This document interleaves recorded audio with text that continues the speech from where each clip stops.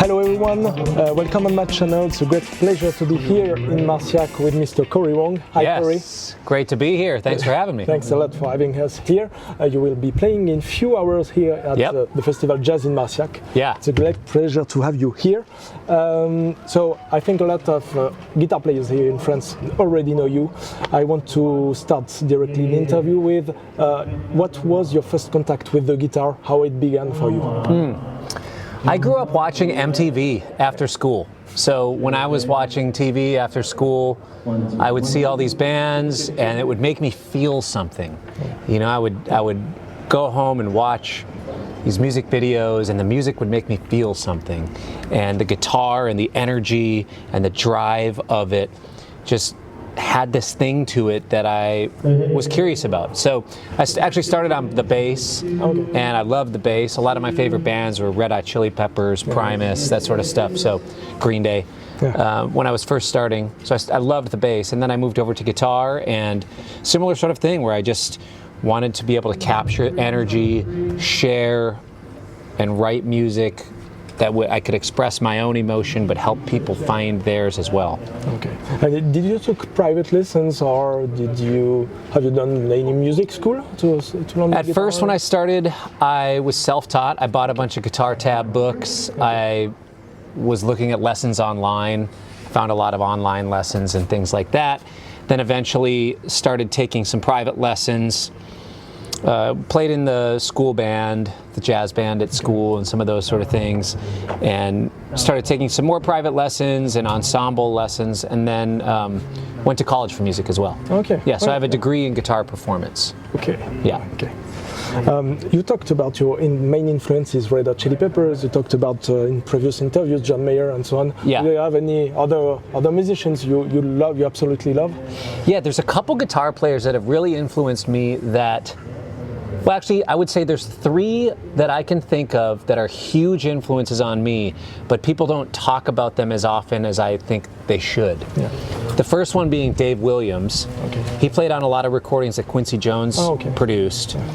Incredible player, and especially in the rhythm realm. Yeah. Paul Jackson Jr., incredible session musician, just really interesting, cool parts, great tone, feel, all of those things. And another one of my absolute favorite guitar players of all time, Rob Harris, from the band Jamiroquai. Okay. His feel and his tone and his touch is so insane. I know Rob when I hear him, and as you know, somebody who's a consummate rhythm guitar player myself, I know that it can be hard to find a signature voice as a rhythm player, but he's really got it. His touch and his tone and his sound, it's something that I've chased after for years and years and years. And of course, you know, have been happy to find my own sound. Okay. You know, it's like you kind of chase after one thing and then you find versions of your own thing in that. But Rob's got such a unique and incredible way that he plays. He's somebody that doesn't get as much credit as he should, because he is one of the best guitar players on the planet. Okay, yeah. And would you define yourself as a funk guitar player? Yeah, I would. I mean, at the end of the day, I think most people know me as a funk guitar player. And the realm that I play in, being rhythm, and a lot of the music that I write being funk and funk adjacent music, absolutely. Yeah. Because I know that I'm more than that, but I know that a lot of people identify me as that. Okay, so because between Red Hot Chili Peppers and so on, it's not really, we don't think about funk, a funky style. Sure. Why you love so much the funk music? I grew up in Minneapolis, and so much of the local music scene is just filled with people who were all Prince alumni. Okay. You know, and Prince and the Minneapolis music scene and the Minneapolis sound. So, you know, Morris Day and the Time, Prince, Alexander O'Neal, The Family, Vanity Six. There's all these bands that kind of help define the Minneapolis sound, Mint Condition. There's so many different groups that are from Minneapolis, and so many people that played with those artists as well, that a lot of my mentors are just from that scene. Yeah. Okay. Kind of coincidentally, I guess. Okay. Okay, I understand more. Let's talk now about albums. You played, you made a lot of records. Yeah. You played for Wolfpack Band. You played also with Mark Lettieri. in Fearless Flyers, band. I saw that you had a lot of records, and you produced a lot of music. Yeah. What is the magic recipe to produce so much riffs and so on? What is the recipe, your recipe? Inspiration? Well, I think the inspiration, the recipe, the creative muse, it comes in different forms, and I think I think about the three projects differently because I have three projects that are like my main thing that I do. The one that takes the most amount of time for me is Cory Wong, because I tour a lot and make records every year. And then I have Vulfpeck and the Fearless Flyers that honestly don't take a lot of days out of my year. It's not a lot of time commitment, to be honest. With those two projects, they're much more, it's like the Fearless Flyers is a band. It's a collaborative project with all of us. I guess I'm the band leader of it, just kind of by a de facto band leader or something. It's like, every band just kind of needs somebody to be the organizer or whatever. Just happens to be. It literally could be anybody in the band. Doesn't matter. It's just, whatever. So I kind of take on that role. And what's nice is with that band, I can kind of play a different role for myself than in Cory Wong. In Cory Wong, I'm very much band leader, front of the thing, producer, writer, and working with the arranging and the putting together all the show, the albums, the vision. It's my vision. With Fearless Flyers, it's a band effort where we all put in with the vision, and I kind of help steer things one way and kind of feel how everybody's feeling about it, and then kind of go for it, make it happen. And with Vulfpeck, it started as Jack Stratton's YouTube channel. He's the band leader, and it's his vision, but he utilizes each person in the band and all the band members in their individual voices, and he really understands how to use each person to really make the project special.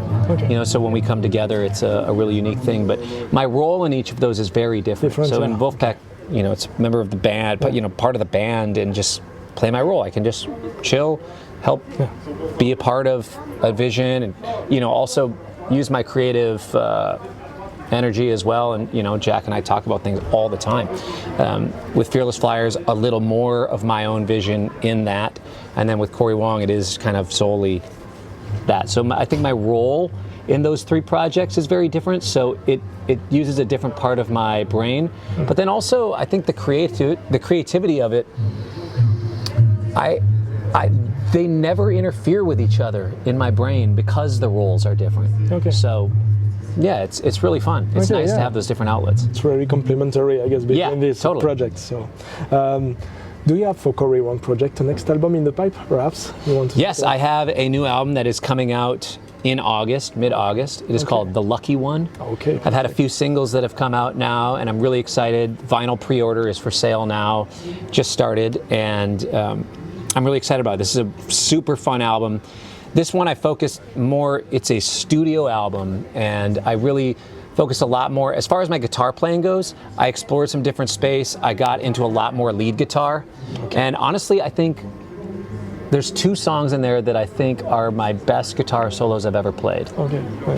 And I captured it in the studio, which is incredible. A lot of times, I think before this album, I can think of like, oh man, my best solo I've ever played. It was like at this jazz club 6 years ago, or this one time at this one show. It's like that. It just kind of lives in the past as a memory. But now I have these solos that I have on recording that I feel really great about. And on this album, I explored a lot more of the lead guitar thing. Obviously, it's got my signature sound as a rhythm player. A lot of collaboration. Half the songs are with vocalists, half the songs are instrumental. Really explored a lot of different space, but the through line and the thread is my guitar sound, and my voice as a producer as well. Okay, so good to know. Let's talk again in August. You talked about guitar technique. You are famous for your right hand technique, which is quite incredible. We talked about that before. I want to know, it's a common question I asked the same to Mark a few months before. Do you have any practice routine before for rehearsals, I guess, or before going on stage? Do you have any routine? As far as getting on stage for a gig, I don't have specific routines anymore. I used to have very specific ones.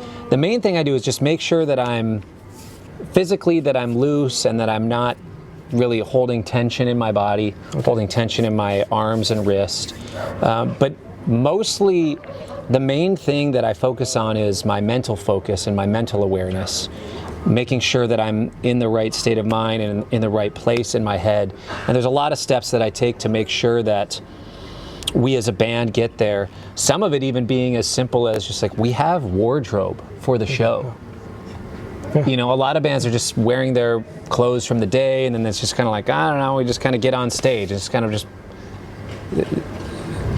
there is a transition point, but I think when you have wardrobe or when you have a set thing or like a work uniform almost, it kind of signals this thing in your brain of, okay, you know, I'm no longer Bruce Wayne, I'm now Batman or something. There's a certain thing that I think it does for us. But also, you know, as far as warming up and just feeling technically proficient and comfortable on the guitar, I have an arpeggio exercise that I do where I go through the circle of fifths, like C major, 3 octave, A minor, 3 octave, F, 3 octave, D minor, 3 octave, B flat, 3 octave, G minor in 3 octaves. Okay. A whole kind of thing around the circle of fifths.